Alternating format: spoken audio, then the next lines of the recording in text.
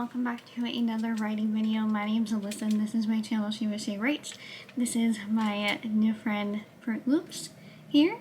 He may or may, or she may or may not jump off here to the cage. I'm trying to film one video with him on my shoulder. So we'll see how this goes. Can you stay, please? Fruit Loops is currently 12 weeks old right now, and we've had him since the day after Memorial Day, I think it was. I think that was the holiday that we got him the day after of. Anyways, it's currently September 30th, and I have a bunch of videos planned that I want to do, but, the first one that I wanted to start off with is a writing update video. So, the current project is my contemporary romance novel that I am trying to make my longest novel that I've written by far. Please don't get my hair. Literally just nibbles on my hair. Currently, it is still below what Chained Freedom is at, which I think is 47,000, like a little over 47,000 words for my novel Chained Freedom. It is still available on Amazon, and you can find me under my name, Alyssa S. Casey, and then typing in Chained Freedom, and then I also have a bunch of other works that I have published as well, self-published, and my contemporary novel I've been working on, I think, since April. So April, May, June, July, August, September. That's about 6 months that I've been working on this first draft, and it's been really hard. Like, really hard. I've written 2 contemporary novels before this one. Those ones were easier because they were also YA, and I was writing the first YA book, or YA contemporary book, when I was still in my teen years, like late teen years.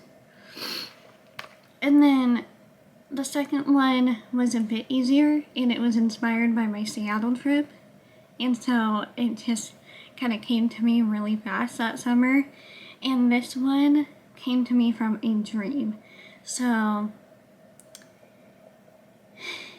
it's not that the dream is the hard part, it's the fact that I don't even think I'm going to be writing the dream, and lately it's been so hard, like mentally, as well as just everything that's going on, and we're going to be having to move soon, with his mom and sister, and so, yeah. I'm still working on this, still chugging along with it, but I do want to make it my longest novel that I've written so far. What are you doing, Pretty? I do want to make it my longest novel that I've written so far, and right now it's at 40,127 words and about 98 pages now. I think I reached 98 pages in my last writing session. But I have 3 main characters for this one, 2 of which are related, and it kind of goes about their like each person's love story, and trying to kind of find who they are, but I need to work on that a whole lot more in my second draft, because right now it's still very minimal. Is the best way that I can describe it, and I feel like I need to just rewrite a whole lot of it. I have Bernie to help me out now, so we're good. Hopefully.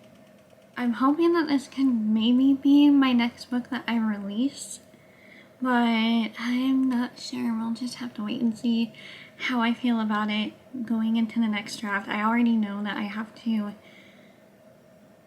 rewrite a whole lot, as well as just add to my book. I can literally hear him ruffling in his feathers. I'm trying to just train him to be on my shoulder a bit longer. I've used Millet to also keep him from, or her. I keep saying him. We all say him, and Kylie thinks that because we are all saying him, that it will end up being a girl. So, I'll let you know once we know. Anyways, the next book, to kind of keep this moving because I don't have much time to film this, is Kyle's Purgatory Book 2. So I am on the first draft of Book 2 of Kyle's Purgatory. I just decided to jump right into it because I felt like Book 1 is finally in a place where I feel confident in moving on with the whole story. I'm still probably going to have to go back and fix stuff, I'm not sure. It's been a really long time since I've actually looked at book 1 and also book 2 because I needed something happier. And I think my contemporary novel, which I have not disclosed the working title name yet because I don't know if I want to keep the name moving forward, I just needed something a lot happier, especially with everything going on right now. I needed a place that can help change my mood from being completely depressed to like in a lot better mood after I finish writing it, and that's what the contemporary romance novel has helped done for me. I don't know what he's doing on the back of my head. I think he's nesting in my hair. But Kyle's Purgatory, I currently have 15,244 words in book 2 right now, and the sequel I think was going great from what I remember, but again, it's been a really long time since I've even looked at the draft, and it's kind of been healing for me to not look at that for a long time and to work on a contemporary story that's a lot happier. For me mentally, I think it's actually helped me to have those two separate projects. And I think moving forward, I'm always going to have now a happier story as well as a more depressing story that I can just really dig my teeth into. Like a dark fantasy type, like Kyle's Purgatory, like the paranormal dark fantasy, all the good stuff that I love to write, and I want to read more of, but it's hard to find good ones that don't have explicit romance in it. If you know of any dark fantasy, romance, or paranormal novels in general where it's a haunted house story that I can read, please leave them down below. I will put them in my Hominichi. I have an ongoing list, and I'm reading one of the books on the list right now, actually. Anxious People, I don't know who the author is, but so far the audiobook is really, really good. It's kind of confusing, but it's still good, and I'm surprised that he stayed on my shoulder for now 8 minutes and 37 seconds. New record. Yesterday he stayed on it for I want to say 2 hours, but it was more like an hour and a half. But he just looks so much more comfortable now. We're bonding. It makes me happy. I'm having my Snow White moment, you know? Snow White moment with my baby cockatiel. Anyways, the next one is one that I kind of came up with from an experience of finding my 3 parakeets dead, and I've had to tell the story to my husband and sister-in-law. And so, after I told Kylie, I was like, hang on a second, let me get the notes app on my phone, because this is where I write a lot of my ideas, especially at night when I'm in bed and I don't have my journal around.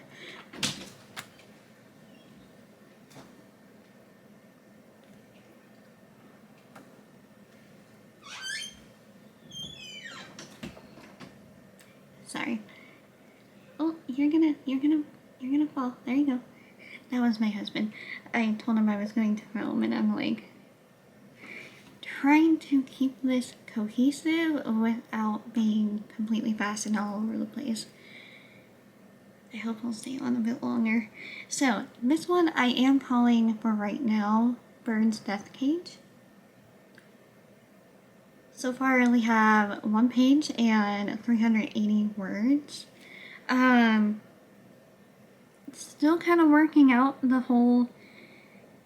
I know there's going to be a witch involved. Oh, should I set it in Salem? Actually, that might be interesting.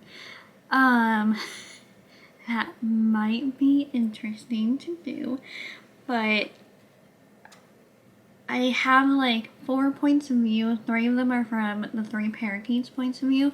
How I'm going to do that, I have no idea. I might update once I actually start writing this a bit more, because I am intrigued by the story and just the points of view. I have the main girl. She's the same age that I was when I had my 3 when Ash and I, my sibling, and I had our 3 original birds. Should I make this a sibling story? Actually, that might be a lot better. I'll make note of that after I finish this video. So, the next one, this is kind of a... And these are stories that I'm wanting to work on. Kyle's Purgatory, I'm putting in the am currently working on section with the contemporary novel, just because technically still kind of am working on it. Like, I'm still thinking about it, but I'm not like actively writing it every single day, because I needed that long break from it, because it was not helping my mood whatsoever or my depression, since it originally came from needing a place to dump my depression and all that. This one is an interesting one, because I was feeling really anxious after my husband and I had an argument, and I have ideas that come to me that I feel like I just have to write in the moment, and I started writing out this paragraph that later I was like, that's actually really good. Like, really good. I want to explore this more, but right now I'm calling it The Metaphorical Lake Swamp That Drowns Me. And it has 721 words, so I'm guessing I only wrote like a paragraph. I looked it all up on my phone because I was feeling too lazy to look it up on my laptop. Pretty much, this is a girl in high school dealing with her anxiety and trying to find herself through her anxiety, which I feel like I dealt with and we all kind of deal with as well at one point in time in our lives or another. And at the time, it really helped me to calm down after I wrote that one paragraph or two, even though I can probably rewrite it to make it better looking back on it. And I don't know, I just really am looking forward to writing this book, because so far I feel like I might have 2 points of view, the girl and then her friend that she eventually meets. It's gonna take place in high school, so this will be another YA novel. I don't know if would 13 count as a YA novel for like the age. I'm not quite sure, but that's what I have for Bird's Death Cage. And then I have an old story that popped into my head like a couple weeks ago. Your Chains Don't Bind Me. It's angels and demons and a deconstructed world that looks like ours. I don't even know if deconstructed is the right word. But just a world that looks like ours, but is turned upside down, but not like the upside down from Stranger Things. More like if you're watching Falling Skies or The Walking Dead, which I don't think I came up with that idea during that time. But I have that story. It has really been through my mind like the past couple of weeks, and I have been feeling nostalgic for it. I might look at my Pinterest this weekend to see how I can kind of revive this story and bring it back to life, and trying to remember the names that I had for my characters, because I only remember Nathaniel. He's my demon angel. Love this book, and I want to get back to it. And I was even like sitting in bed with my husband, and this idea came to me like at random, that I can add on to the book, and now I'm gonna have to remember exactly what the idea was, but I'm really wanting to just write what? I wasn't even going near you. I wasn't going near you. You're good. I think he likes being on my shoulder now, as long as I don't move around so much. Although he's probably just getting my hair. Or not. I don't know. Anyways, I have Your Chains Don't Bind Me, and then there's Project Gold, which I actually have the book in here. And the book that I have open is now my YouTube video ideas and writing ideas. Project Gold is this book. That is my gold mining story that I have kept wanting to write, and I still want to write it since 2018 or 2019 actually. Summer of 2019 is when I came up with it. Story came to me a bit more when we were in Sacramento in the old mining town. That is now Old Town Sacramento. Did vlogs there while we were on our sort of honeymoon anniversary trip, and I have not done anything with this story, so I'm hoping that a goal that I can do is write a draft of this story either by the end of this year, or at least start it and finish it by next year, or starting it next year.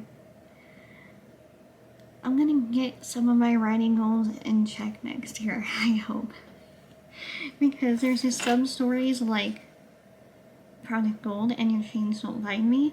At the time, it felt like I couldn't really continue writing Your Chains Don't Bind Me, so I want to finish that story, and I want to write Project Gold so badly. Like, all of these stories I want to write so badly. But right now, I'm just kind of trying to focus on this contemporary novel and trying to make it the longest book that I can write, hopefully. And I am glad that Fruit Loops has stayed on my shoulder this whole time without even flying off. What are you picking up on my shirt?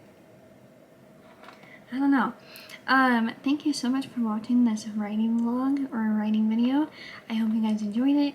Don't forget to check out my books on Amazon. I will leave, not the links, but at least the book titles in the description box down below so that it's less cluttered down there. And I'll show you how to find me in the description box down below. Don't forget to like the video and subscribe and comment as well. And yeah, any book recommendations for the paranormal genre that aren't explicit, that focus more on the ghostly side of things, please let me know for this season, because I'm in the mood for some paranormal stories. Anyways, Fruit Loops, you want to say goodbye? I don't know if you can hear that noise, but that was his foot scratching his head. It goes as fast as a... Oh, he just pooped. Literally just pooped, and it landed on my desk. At least it didn't land on me or my journal.